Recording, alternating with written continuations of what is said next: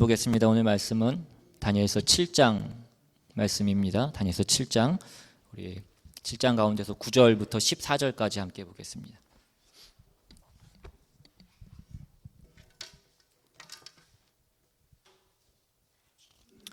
다니엘서 7장 9절부터 14절까지 말씀 같이 보겠습니다.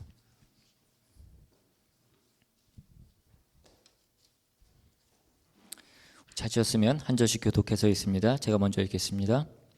내가 보니 왕자가 놓이고 옛적부터 항상 계신 이가 좌정하셨는데 그의 옷은 희기가 눈 같고 그의 머리털은 깨끗한 양의 털 같고 그의 보좌는 불꽃이요 그의 바퀴는 타오르는 불이며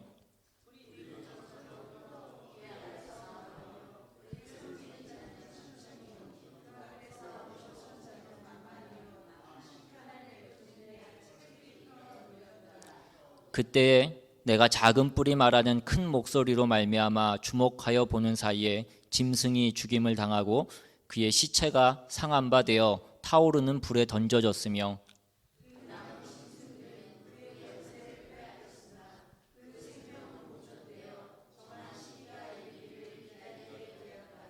내가 또 밤 환상 중에 보니 인자 같은 이가 하늘 구름을 타고 와서 옛적부터 항상 계신 이에게 나아가 그 앞으로 인도되매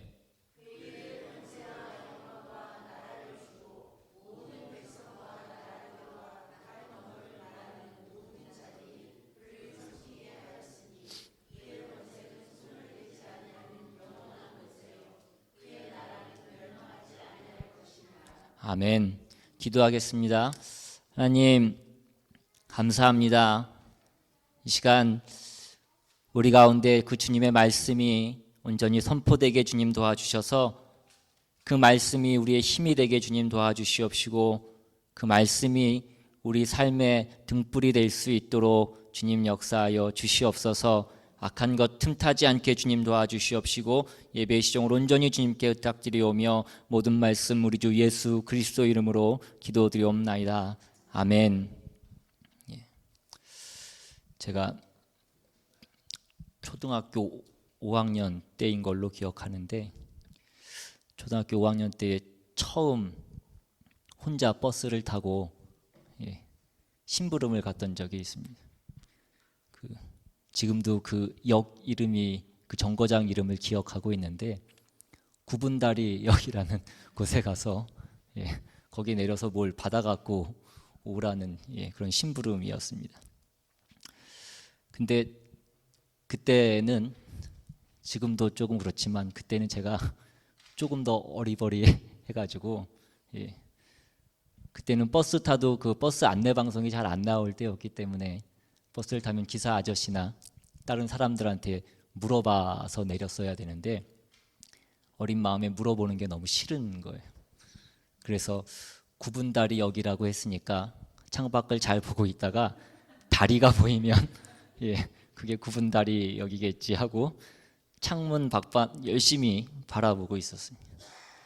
근데 나올 때쯤이 내릴 때쯤이 된 그런 쯤이 된 것 같은데 아무리 창밖을 봐도 다리가 보이지 않는 것입니다.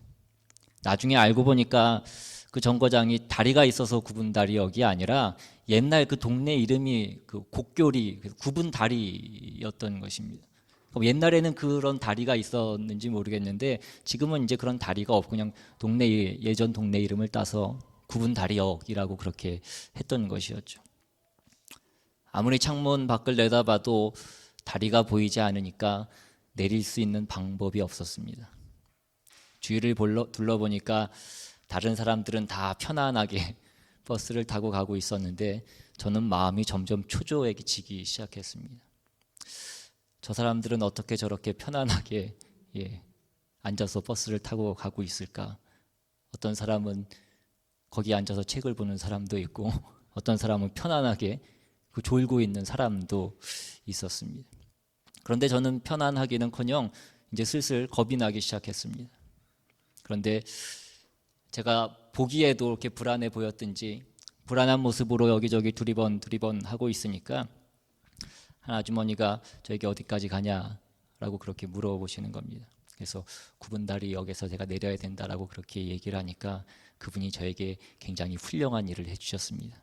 그것이 무엇이었냐면 제가 그 버스 안에 있는 줄도 몰랐던 한 지도를 가르쳐 주시는 것입니다. 그 창문, 버스 창문 위에 보면 그 노선표라고 하는 그 줄로 된, 선으로 된 그런 지도가 있었고, 그 선 위에는 점이 표시가 되어 있었습니다. 그리고 그 점 위에는 그 정거장 이름이 그렇게 쓰여져 있는 것이었습니다. 이제는 내가 지금 있는 곳이 어디인지만 알면 당황할 필요가 아무것도 없는 것이었습니다. 그리고 그 아주머니가 한 역을 가리키시면서 지금 우리가 있는 곳이 바로 저 역이다라는 것을 가리켜 주셨습니다. 그 뒤로 제 마음은 어땠겠습니까? 저는 다시 평안을 되찾았습니다. 이제는 지도가 있었고 그 지도 가운데 제가 어디 있는지도 알았기 때문이었습니다. 오늘 여러분은 여러분의 삶이 그 인류의 역사 가운데 하나님이 계획하신 그 시간 가운데 어디쯤에 있다라는 것을 알고 자각하시면서 살아가고 계십니까? 아니면 혹시 저처럼 9분 다리 여기 다리가 있는 것인 줄 알고 우리가 애매한 창밖만 바라보며 그 내릴 곳을 기다리고 있지는 않으시냐는 것입니다. 오늘 우리가 살펴보고 있는 이 다니엘서는 인류에 대한 그 인류 역사에 대한 하나님의 시간표 또 하나님의 계획표라는 그 지도를 우리에게 보여주는 것입니다.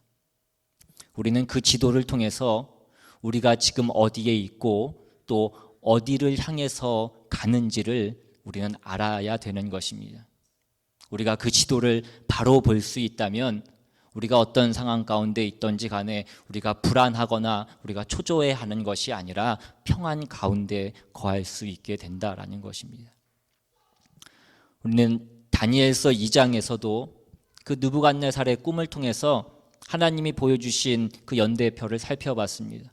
느부갓네살이 꿈에서 거대한 신상 같은 것을 보았고 그 신상에는 네 부분으로 나눠져 있었는데 이것이 앞으로 도래할 네 개의 왕국을 상징한다라는 것을 우리는 공부했습니다.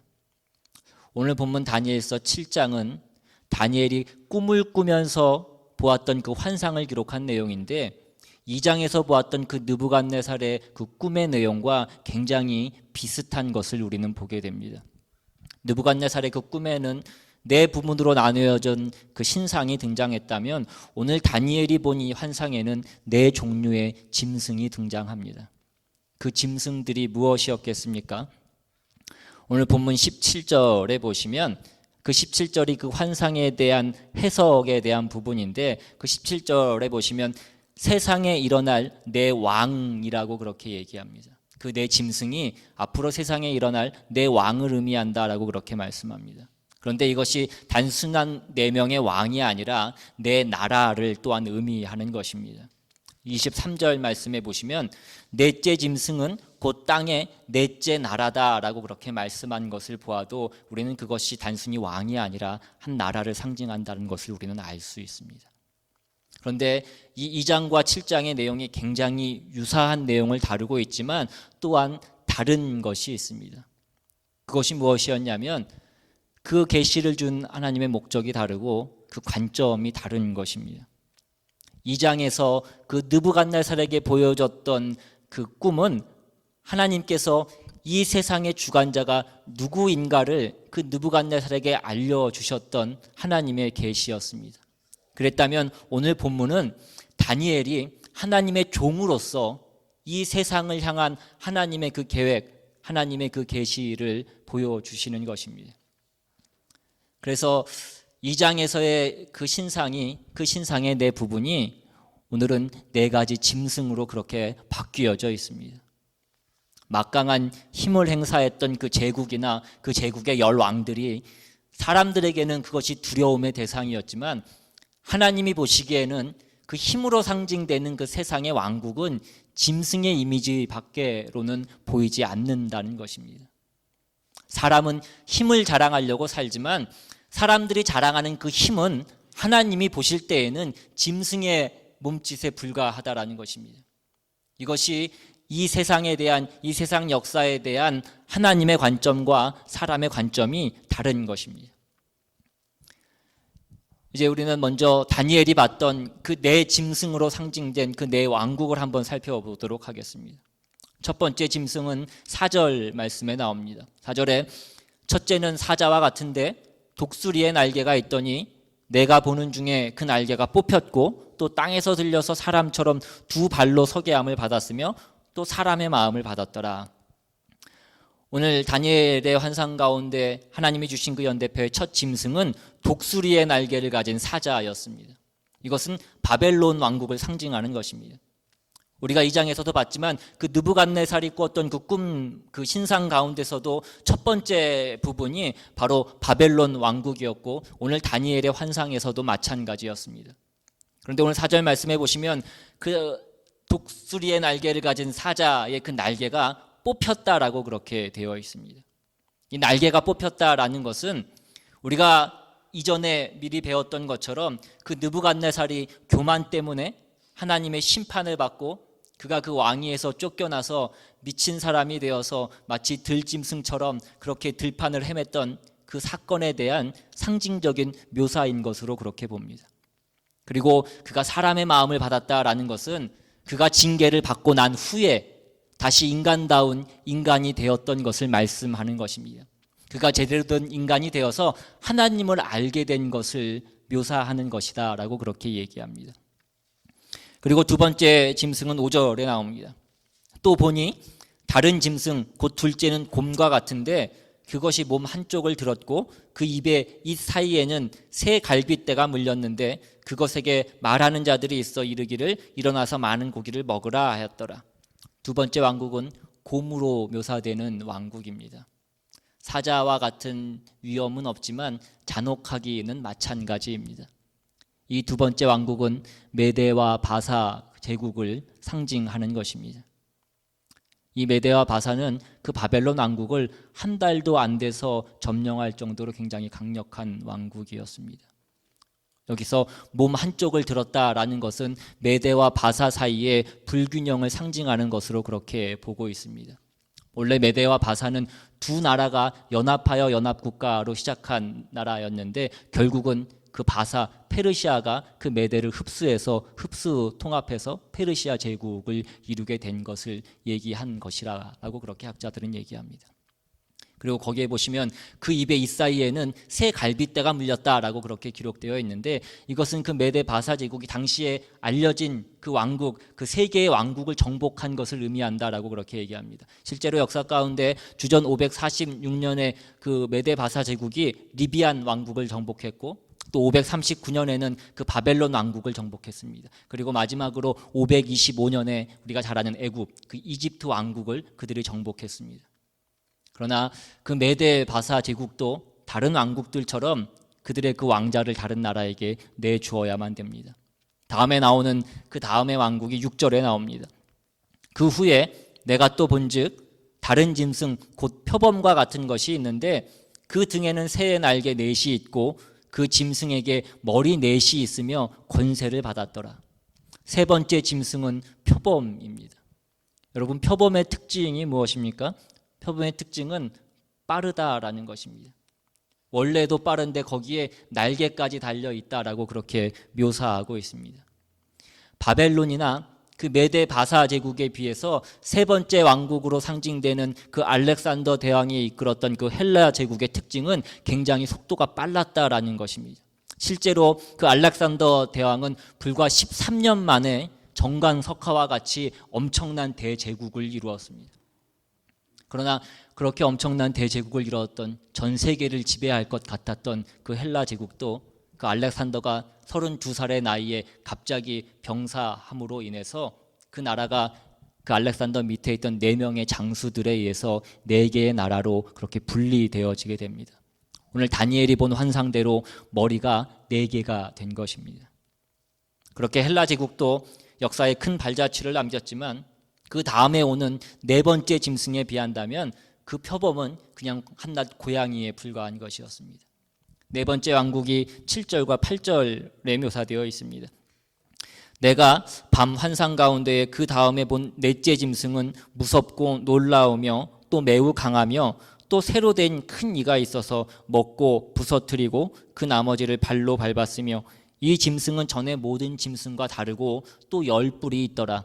내가 그 뿔을 유심히 보는 중에 다른 작은 뿔이 그 사이에서 났더니 첫 번째 뿔 중에 셋이 그 앞에서 뿌리까지 뽑혔으며 이 작은 뿔에는 사람의 눈 같은 눈들이 있고 또 입이 있어 큰 말을 하였더라. 이 네 번째 짐승은 우리가 아는 짐승과 그 상응되는 그런 동물이 없습니다. 굉장히 사악한 짐승이지만 오늘 본문에서는 그저 무섭고 놀라우며 매우 강했다라고 그렇게만 묘사되어 있습니다. 이 네 번째 왕국이 바로 로마 제국을 묘사하는 것으로 그렇게 보고 있습니다. 이 네 번째 왕국, 이 네 번째 짐승에는 또 10뿔이 있었다라고 그렇게 기록되어 있습니다. 이것에 대한 해석이 그 뒤에 나오는 24절에 나오는데 그 24절에 보시면 10뿔은 그 나라에서 일어날 10왕이라고 그렇게 말씀해 주고 있습니다. 성경에서 보통 뿔이라고 하는 것은 권력을 상징하는 것입니다. 그리고 숫자 10은 단순히 10개를 의미하는 것이 아니라 가득 찬 것, 또 전체라는 그런 의미를 가지고 있습니다. 그러니까 이것은 로마 제국이 가지고 있었던 막강한 권세를 얘기하는 것이기도 하지만 또한 로마 제국 이후에 그 적 그리스도가 출현하기 전까지 이 세상에서 나타날 모든 나라와 모든 권력들을 지칭하는 것으로 그렇게 학자들은 보고 있습니다. 우리는 이제까지 인류 역사의 지도를 우리가 함께 살펴본 것입니다. 하나님께서는 이 인류 역사의 지도를 우리에게 주심으로 인해서 우리가 현재 어디에 있는지, 현재 우리의 위치가 어디인지를 우리에게 알려주시는 것입니다. 그리고 그 위치를 알려주시고 또 마지막 종착역이 어디인지를 우리에게 알려주십니다. 그 종착역은 오늘 9절과 10절 말씀입니다. 내가 보니 왕자가 놓이고 옛적부터 항상 계신 이가 좌정하셨는데 그의 옷은 희기가 눈 같고 그의 머리털은 깨끗한 양의 털 같고 그의 보좌는 불꽃이요 그의 바퀴는 타오르는 불이며 불이 강처럼 흘러 그의 앞에서 나오며 그를 섬기는 자는 천천히요 그 앞에서 모셔 선 자는 만만이며 심판을 베푸는데 책들이 펴놓였더라. 옛적부터 항상 계신 그분이 누구이십니까? 전능하신 하나님을 말씀하는 것입니다. 그가 좌정하셨다라고 그렇게 기록하고 있습니다. 양털처럼 희고 깨끗하시고 불꽃처럼 의로우신 그분이 세상의 모든 악과 더러움을 심판하실 그 날이 다가오고 있음을 말씀해 주고 있습니다. 책이 펴놓였다라는 것은 최후의 심판이 내려지는 것을 우리에게 보여주는 것입니다. 오늘 이 말씀이 갑자기 그 하나님의 역사, 이 세상 가운데 그 계획표 가운데 맨 마지막 부분을 우리에게 보여주고 있습니다. 하나님께서 현재 우리의 위치뿐만이 아니라 앞으로 우리가 가야 될 그 목적지까지 우리에게 알려주시는 것입니다. 하나님께서 이것을 알려주시는 것은 우리가 오늘 이 예언서를 읽으면서 너무 초조해하거나 너무 불안해하지 말라는 것입니다. 결국에는 그 하나님께서 승리하신다는 것을 우리에게 말씀해 주고 있는 것입니다. 우리가 이 말씀을 보면서 준비는 하지만 걱정은 하지 말라라는 것입니다. 마지막에는 우리 하나님이 결국 승리하신다라고 말씀하고 계신 것입니다. 이 땅의 사악한 통치자는 심판을 받을 것이며 하나님으로부터 죽임을 당할 것이며 그의 정부는 무너질 것이다 라고 우리에게 말씀해 주고 있습니다. 그리고 또 다른 환상을 다니엘이 보게 됩니다. 그 뒤에 나오는 13절과 14절 말씀해 보시면 내가 또 밤 환상 중에 보니 인자 같은 이가 하늘 구름을 타고 와서 옛적부터 항상 계신 이에게 나아가 그 앞으로 인도되매 그에게 권세와 영광과 나라를 주고 모든 백성과 나라들과 다른 언어를 말하는 모든 자들이 그를 섬기게 하였으니 그의 권세는 소멸되지 아니하는 영원한 권세요 그의 나라는 멸망하지 아니할 것이니라. 바로 예수 그리스도를 말씀하고 있습니다. 오늘 우리가 처음에 함께 읽었던 본문인 9절부터 14절까지의 말씀은 하나님과 예수 그리스도께서 그 네 짐승, 이 세상의 모든 권력과 권세들을 심판하실 것과 그분의 권세와 그분의 나라는 영원할 것이다 라는 것을 우리에게 말씀해 주고 있는 것입니다. 여러분, 이 세상의 모든 권세는 일어났다가도 어느 순간이 되면 다 사라지게 되어 있습니다. 모든 것이 다 흥망성쇠가 있다는 것입니다. 모든 왕들은 왔다가 또한 그 왔던 길로 다시 사라지게 되어 있습니다. 하지만 가지 않는 왕이 오실 것이며 끝나지 않는 통치가 시작될 것이다 라고 그렇게 말씀하고 계신 것입니다. 그분은 예수 그리스도시고 그가 이 땅을 통치하실 것이다 라고 우리에게 말씀해 주시는 것입니다. 이 땅에 있는 왕들은 그저 흉내만 낼 뿐인 것이고 모든 나라의 시간은 다 지나가게 되어 있음을 말씀해 줍니다. 그러나 오직 한 왕이 다스리시며 그분만이 영원하실 것이다 라는 것을 우리에게 말씀해 주고 있습니다. 여러분, 오늘 본문의 배경인 지금 바벨론에 있는 이스라엘의 백성들은 그 바벨론의 압제 가운데 모든 소망의 끈이 끊긴 상태였습니다. 그 빼앗긴 나라를 언제 다시 찾을 수 있을지 점점 그 희망이 사라지고 있는 그런 때였습니다. 그때에 오늘 하나님은 다니엘의 환상을 통해서 그 다니엘에게 환상을 보여주시며 하나님의 언약을 다시 한번 회복시켜 주시는 것입니다. 이 땅에 세워진 나라와 그 권력이 아무리 강력하고 그것이 끝도 없이 계속될 것처럼 그렇게 보인다고 할지라도 반드시 그것은 끝이 있고 그것이 끝나는 날이 온다라는 것을 우리 마음에 새겨주시는 것입니다. 하나님은 힘들고 고통스러워하는 그분의 백성들에게 부탁하시는 것입니다. 하나님의 말씀을 통해서 주신 그 언약을 잊지 말라는 것입니다. 그 언약을 붙들고 신실하신 그 하나님의 역사하심을 기대하라는 것입니다. 여러분, 지금까지 하나님의 그 예언에 관해서 우리가 들었는데 이 예언의 말씀이 우리가 성경 가운데서도 참 이해하기 조금은 어려운 그런 말씀입니다. 그런데 우리만 그랬던 것이 아니라 오늘 본문에 보시면 다니엘도 그 말씀을 처음에 잘 분명하게 깨닫지 못합니다. 그래서 15절 말씀에 보시면 나 다니엘이 중심에 근심하며 내 머릿속에 환상이 나를 번민하게 한지라 라고 그렇게 기록되어 있습니다. 그리고 그 뒤에 19절에 보시면 이에 내가 넷째 짐승에 관하여 확실히 알고자 하였으니 라고 그렇게 기록되어 있습니다. 다니엘이 그 넷째 짐승에 대해서 더 확실히 알기를 그렇게 원했습니다. 그러자 하나님께서 천사를 통해서 응답하십니다. 그 뒤에 20절, 21절 말씀해 보시면 또 그것의 머리에는 10뿔이 있고 그 외에 또 다른 뿔이 나오매 새 뿔이 그 앞에서 빠졌으며 그 뿔에는 눈도 있고 큰 말을 하는 입도 있고 그 모양이 그의 동류보다 커 보이더라. 내가 본즉 이 뿔이 성도들과 더불어 싸워 그들에게 이겼더니. 그리고 그 뒤에 24절 25절을 보시면 그 10뿔은 그 나라에서 일어날 10왕이요 그 후에 또 하나가 일어나리니 그는 먼저 있던 자들과 다르고 또 새 왕을 복종시킬 것이며 그가 장차 지극히 높으신 이를 말로 대적하며 또 지극히 높으신 이의 성도를 괴롭게 할 것이며 그가 또 때와 법을 고치고자 할 것이며 성도들은 그의 손에 붙임바되어 한 때와 두 때와 반 때를 지내리라. 이전의 모든 통치자와는 다른 한 통치자가 나타날 것을 우리에게 말씀해 줍니다. 느부갓네살보다 더 교만하고 벨사살보다 더 부도덕하고 알렉산더 대왕보다 더 무서운 더 강력한 통치자가 나타날 것이다 라고 그렇게 말씀하는 것입니다. 그는 거만한 말을 할 것이며 그 지존하신 하나님을 모독할 것이며 때와 법을 고치고자 할 것이다 라고 그렇게 말씀합니다. 다른 말로 얘기하면 그가 스스로 예배를 받겠다라고 나설 것이다 라는 그런 뜻입니다. 그 거룩한 날을 자신을 위한 날로 바꿀 것이다 라는 그런 뜻인 것입니다. 자신을 인간 숭배의 중심이 되게 만들려고 할 것이다 라는 것입니다. 여러분, 이게 누구입니까? 여러분, 이게 적 그리스도를 예표하는 것이다 라고 그렇게 말씀합니다. 사탄의 세력을 얘기하는 것입니다. 그런데 놀라운 것은 오늘 21절에 보시면 내가 본즉 이 뿔이 성도들과 더불어 싸워 그들에게 이겼더니 라고 그렇게 말씀합니다. 그것이 그 사탄의 세력이 성도들과 싸웠는데 그것이 성도들을 이겼다라고 그렇게 기록되어 있습니다. 여러분, 이게 무슨 말씀입니까? 하나님의 자녀들이, 성도들이 그 사탄과 싸워서 패배하고 그 사탄의 세력이 승리한다라는 것을 우리에게 말씀해 주는 것입니까?